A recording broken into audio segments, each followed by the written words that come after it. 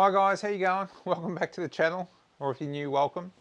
So today we're going to be basically getting rid of the old King's awning, or should I say King's side awning. I've had this one for over probably 12 years now. To be truthful, I probably haven't popped it out as often as what I thought I would. I tend to have more issues around the back of the car in relation to coverage and needing to cover things because I've got the full kitchen set up out the back.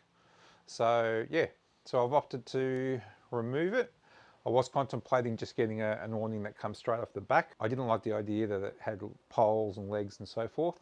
So I've opted for the King's 270 freestanding awning. It's been in the market for a couple of years. So after all the reviews, and obviously the pricing has come down dramatically over the years, I've decided to grab one. So yeah, so what we'll be going through today is the setting up of the new awning. And I've got also the new King's brackets, okay? So the original brackets were a little bit restrictive. The new King's brackets are a lot more versatile depending on the system that you've got in the roof rack. So, and I'm doing things a little bit differently. I'm actually not mounting the awning on top of my roof rack.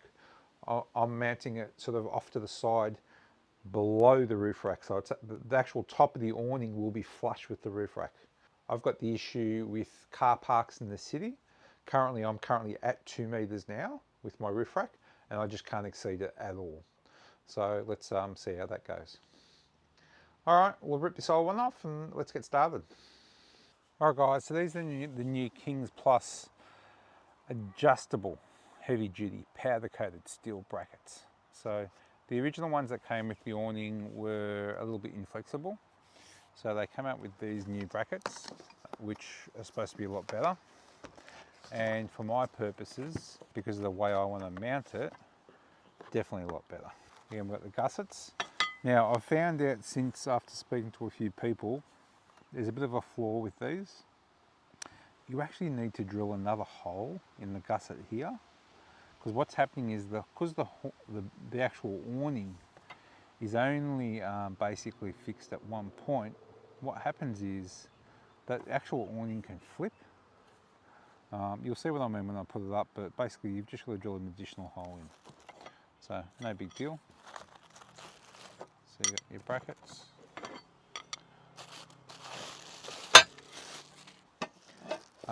So it comes with all your screws and your little bits and pieces. So you're covered with absolutely everything. Now these brackets are a little bit different to the original King's awning brackets. The original King's awning brackets actually had 3 separate brackets, which they were very inflexible, very strong but very inflexible. Whereas these ones now you only need 2 brackets. So the way this works is, what will happen is that will get mounted. That's what the back of the awning gets mounted to. And then what's going to happen is you've got this gusset which will pull into here depending on the position. So if you've got that there, you can either have it in that position there or that position there. Okay. And then what's going to happen is you've got this piece here which then goes here and gets fixed with the gusset. And yeah, so that's basically it. All right, and which is exactly what I need for what I'm trying to do. So yeah, we'll see how it goes. Next step. Okay, so I've just shown you the brackets. So this is what they look like assembled. So obviously there's 2 of them. In the original unit, when you bought the awning, there was a set of brackets that came with it, but with this current one, this is the latest model, the King's Plus one. No brackets come with it, and these are the brackets you need to purchase additional. Again, as per the original one, there was 3, now there's only 2, so they've redesigned it. And again, mate, they're hardcore heavy duty. That's going to take a lot of load, but obviously just make sure you mount it properly to your roof rack. So this is the section that gets mounted to your roof rack. This is the section that gets mounted to the back of the awning. Now, this can be mounted this way. It can be mounted this way. The position of these gussets in the bracket can be at the very top, can be here, can be down here, whichever way you need to. Now, in my instance, with my awning and my roof rack set up, I'm limited in that I work in the city and I go into a lot of undercar garages, and pretty much 2.1 is my absolute max limit. So whatever the top flush for the roof rack is pretty much my limit. So I'm going to make sure that this, the top of this, hopefully does not exceed the roof rack. So hence I'm mounting my awning off to the side, but below the top level. All right, now as I mentioned previously, with this, if this is fixed in this position, right, it's bolted here. Once you put weight on this, this is actually going to fall forward, okay? So we need to drill an additional hole in here, and it's going to end up going through 3 layers of steel, so be prepared for that on both sides, okay, to give it the strength it needs. If it was mounted in that position and it's bolted at the top, it's a different story. The downward pressure is going to force that against that, but I would still pop in the additional bolt. Because I'm actually mounting it to some round tubing, I've got these little U-clamps, okay? They come galvanized, I've just spray painted them black. So I'm going to be using 4 of these on each bracket, okay? You want to bolt it to as multiple places as possible. In particular, this awning weighs about 27 kilo, and there's a lot of pressure on its pivot point, okay, at this end here. So you want to make sure that it's fixed at as multiple points as possible. You don't want too much pressure in the one area, okay? So that's for me. So that's that. Yeah, so I'm going to screw these holes first, and then I'll show you the awning, okay? And then also, when you assemble and do these bolts up, use a set square, pop it in, just to make sure you get this at the right angle, okay? Unless you want specifically a bit of angle into it, but again, I prefer it at the right angle. All right guys, so we'll just quickly unbox, which is pretty straightforward. Just pay careful attention to the model number and obviously the size of it. Don't be shocked, because it's quite a big unit. I didn't expect it to actually be this long, but it is. So, now I could see this box was open previously, so hopefully there's no issues with it.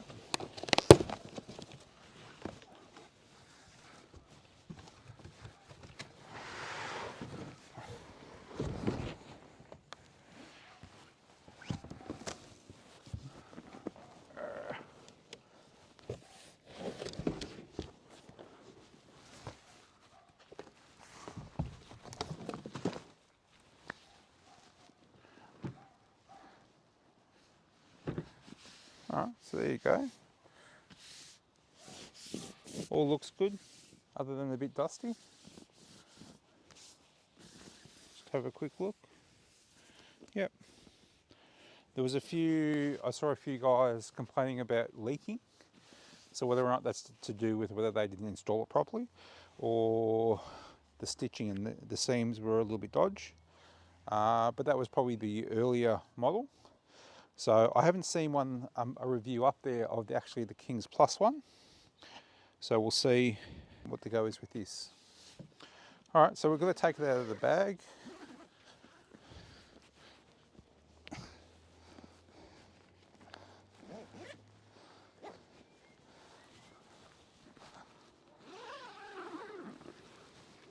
Zips run nice.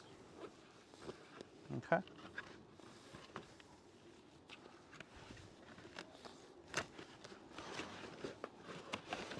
There we go. Instructions. Again, I've been online to have a look, but there's a bit of a fabric patch with a bit of cardboard to protect the end. So we're just going to move that. Okay. Now, the bag is actually strapped to the awning, so you need to undo that strap. Okay. And then there is another Velcro strap at the back. Same deal here. Undo this strap, so be careful. Tip it over. Take the end off. Undo. There's 1, 2, another 2 Velcro straps. Okay.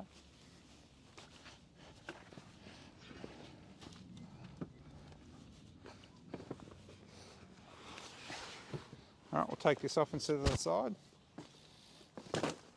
Now what I'll do is I'll flip it around and show you the back.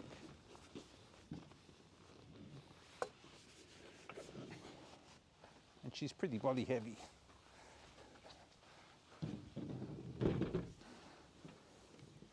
All right, so this is where one bracket needs to be, okay? And obviously that's the pivot point. So anywhere in this area should be fine. You won't know exactly, I suppose, until you get it on the roof rack and then open it up to see where you want the overhang over your rear door. And then depending on how much roof rack you've got, again, I think it's going to end up, you know, over here somewhere. So we'll see how we go. All right, now with this too. So in my instance, that's the roof rack's going to be on top of this, okay? So then based on that, I want, yeah, so I've got plenty of play to put this into any position. I think we'll get it up there, eyeball it and see what the deal is. All right, and then we've got our other bolts through the hole. Slide them on. So 2 per track.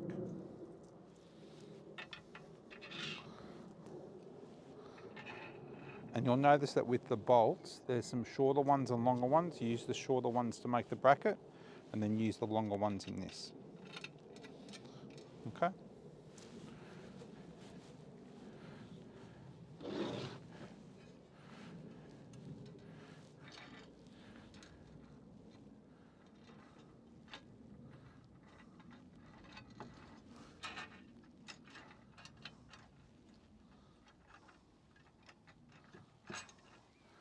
Okay, so there you go. Now we're doing this because what we're going to do is we're going to test fit it without the bag. Get everything lined up, because then we need to pierce holes into the back of the bag at exactly the right place.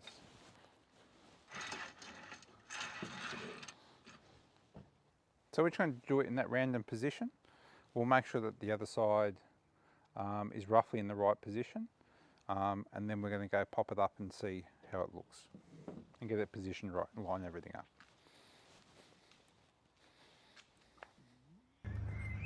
Alright guys, so this is that extra bolt I was talking about. So we'll put one on this side, one on this side. Now I won't tell you how much trouble I had drilling this damn hole.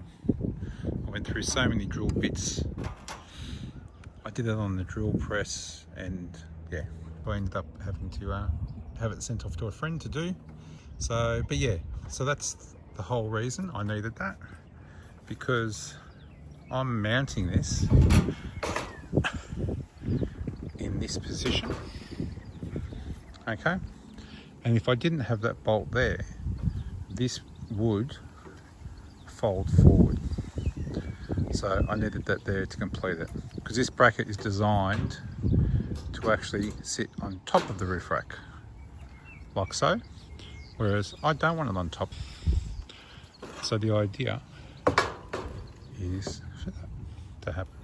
Based on that, it's almost flush with the top of my roof rack, which is what I'm after. And then what I also had to do was I had to modify this bracket and chop it down a fraction. Okay, don't freak out, it's plenty strong enough. So yeah. All right, cool, let's go. All right guys, so in addition to those other holes on the sides, I've just popped these 2 new holes here, and this is just custom for my roof rack, okay? Depending on how the configuration of your roof rack will determine what modifications and changes you make to the bracket. So I'll show you how it all looks now.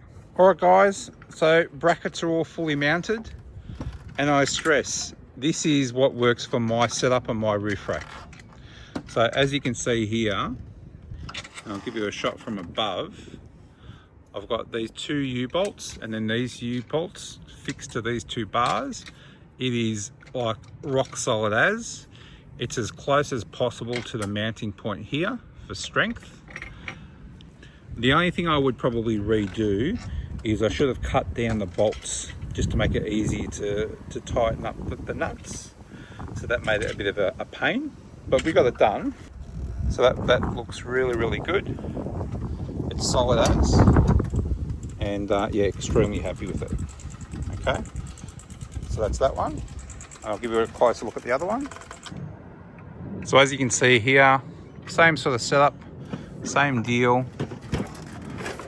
It just so works out that the position of this was to the left, and the main reason was the end of the awning, this can be no more than 800, so that falls within that range. Okay.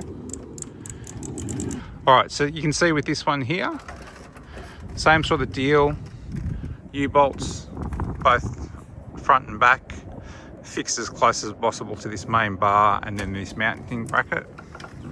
And from underneath you can see that we've actually cut down the U-bolts on this side, which made it super easy because we could get the ratchet on them. Otherwise the other one had to be done with a ring spanner and by finger. It was an absolute pain in the ass.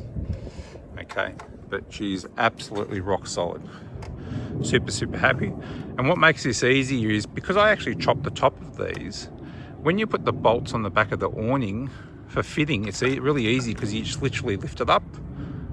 You have the nuts on it already and just literally hook it on there, and that makes it super easy.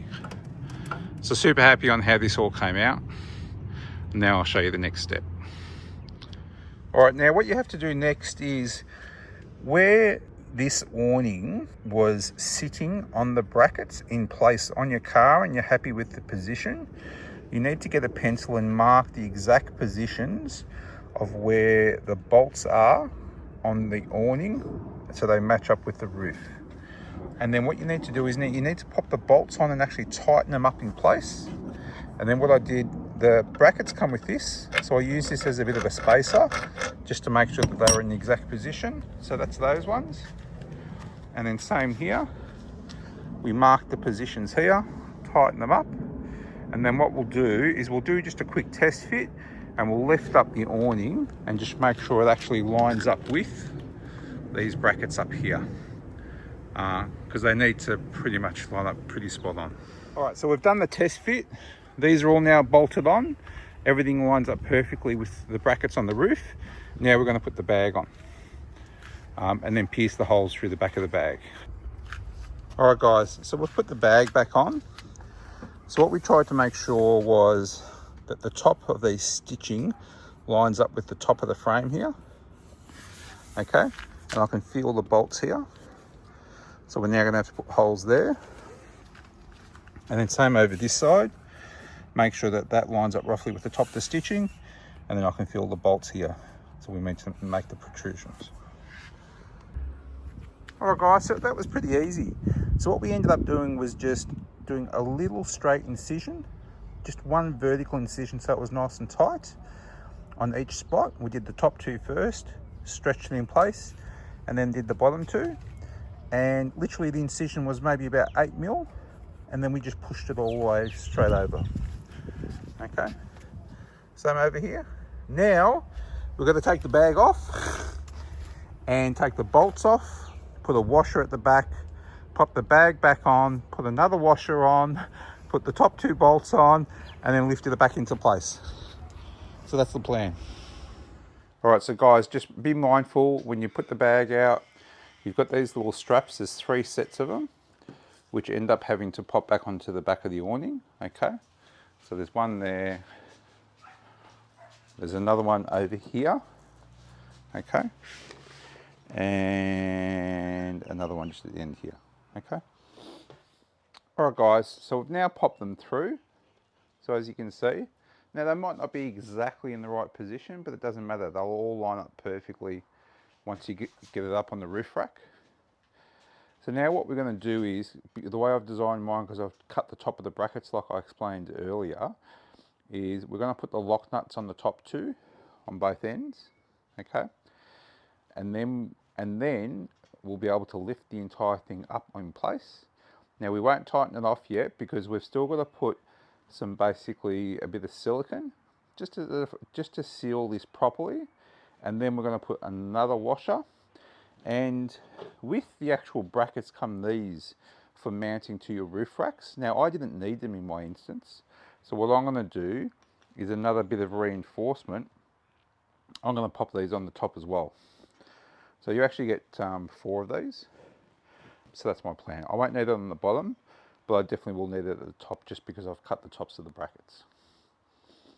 Okay, and then the silicone, I'm just using a bit of Sikaflex marine adhesive. It was 15 bucks from Bunnings. So yeah, again, any sort of decent silicone, you'll be fine. All right, cool. All right guys, so this is what it looks like. So we've basically got this on there, got the washers, got the lock nuts, and then we're going to basically slide it over the tops of the brackets, and that should make it super easy. All right, so we're going to lift this up to the brackets that are on the roof, and there's 2 little slots that this needs to slide into. Okay, so literally we want the bracket to slide in behind this.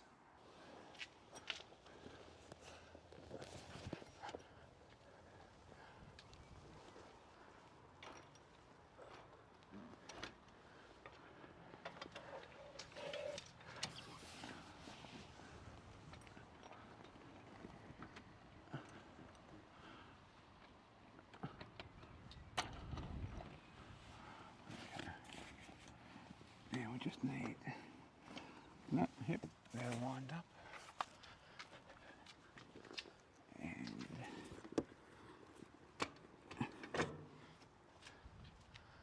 all right, that's it. I'm good, thank you. Thanks, mate. Love you. Love you. Don't forget the dishes and the wet dishwasher, okay? All right, guys, so that's it. It was that simple. So now what we'll do is we'll tighten off the top nuts, okay? We'll just open up the awning, make sure it all works. We'll make sure all the straps in the back are all put in properly. And then we can tighten off the bottom nuts. Okay, pop the silicone in, make sure everything's all good. Let's go. All right guys, so you can see we've got everything in place. We've got a washer behind, we've got the bracket, washer, nut, we've popped in the silicone behind, we've done the same for underneath, and now we'll just tighten it up.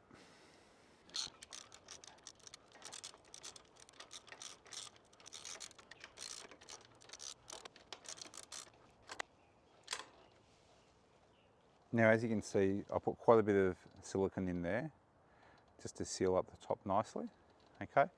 And what I'll probably end up doing, I might let that set as is, and then I might put a bead across the top, a bead there, a bead there. So if there is any water, there's almost no chance that it will actually pop in through here. This covers up the slots, so there's nothing going to happen there, and that'll protect the top holes totally. And now we just basically set and repeat at both ends, top and bottom. All right, cool. And that's the hardest part done. And then we'll crack her open and see what she looks like. All right guys, and this was another big thing for me. I had to make sure you could bloody open the doors. So as you can see, all of the doors open without an issue. No concerns whatsoever. So that was a concern, but there you go. But again, every car is different. Just make sure you sort of check it all out.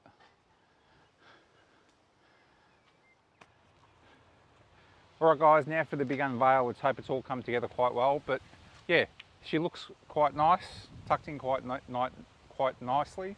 Now obviously depending on your car, whether you have it set back more or not, for me that absolutely works perfectly for coverage in the back. It doesn't protrude past the mirrors, okay, on my instance. The bracket's in the right place. It's no more than 800 mil from the end. Again, there's quite a few different awnings. There's the King's 180 Extreme one, which when it opens out all the way up here. But the thing is, the mounting point for the awning is literally here. It's I think 200 or 300 mil from the end. And in my instance, my roof rack wouldn't be long enough. So you're gonna get sag. So if you do get that 180 awning, the Extreme one, be mindful you need quite a long rack. So be careful about that. All right, so let's crack her open. Again, make sure you peel it over the top.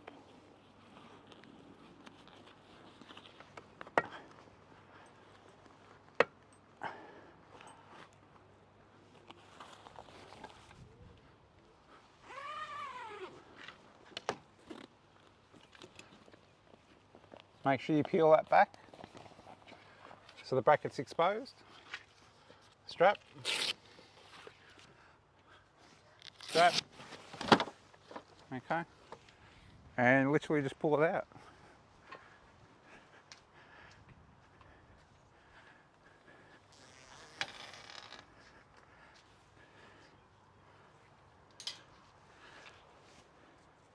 You just hook it on this end, pull it firm, and that's it.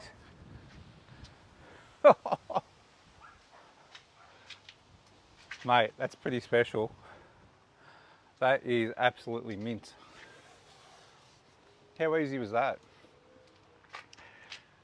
Now, in my instance, I wanted this set quite low. For some people, they might be saying, oh, she's bloody low. Well, that was the compromise I had to make. At the end of the day, I drive into car parks in the city with low heights. My car is about 2 meters. I couldn't exceed that limit because that's pretty much ticks a lot of boxes for car parks in the city. So I'm more than happy with this slightly lower height. If you wanted to sit above your roof rack, then go for it. That's where I wanted it and that's what works for me. Okay. Other big thing was obviously I've got the kitchen set up here. So what was important for me is that when I pull my kitchen out, okay, and I start assembling sort of all the little bits and pieces, that I wanted to make sure that basically I had plenty of coverage in the kitchen sort of when I was cooking. So if there is a bit of weather, I'm fine. There are actually walls for this as well, which again, they're a bit expensive. I'm not probably so keen on getting the walls, but when me and the boys go out, I'm the one that does all the cooking for everyone. So having those walls handy would be probably good if there was a bit of bad weather, because I could put up just, you know, a couple of walls. If it was really bad, I could complete the rest of it, and we could still sit everyone under here. And just for shade, like we do a lot of stuff out Central Australia. Again, go check the channel. We recently just did Border Track. We did Cooper Pedy last year, Marla, Flinders Ranges. We've got a big trip planned coming up next year. We're doing the Ann Beadle Highway. So we're driving all the way up to Lavington, WA, cutting straight across Central Australia over about probably 8 to 10 days. That'll be a good one. And then probably heading up to Uluru, time permitting. Having shade out in the middle of nowhere is essential. She's a little bit blowy today, but no, she's fine. Again, mate, she's solid as. The design's really great and this mechanism's magic. One of the big things for me too was to make sure that this covered this quite nicely, so no rain would come in through here. And that works really well. Obviously, if there's any weather going to come in from behind, it's just going to roll down here, which is really good. And again, don't forget to, when you do install this, make sure you put those Velcro straps back on, one there, one there, one there. Okay, do have these strap down points. It comes with a couple of straps. So if you needed to put a bit of a gully into it, or just simply for high wind, you can strap down those areas there, those corners. So it did come with, which I forgot to mention, did come with this little bag. And then what comes in this bag is you've got, again, straps,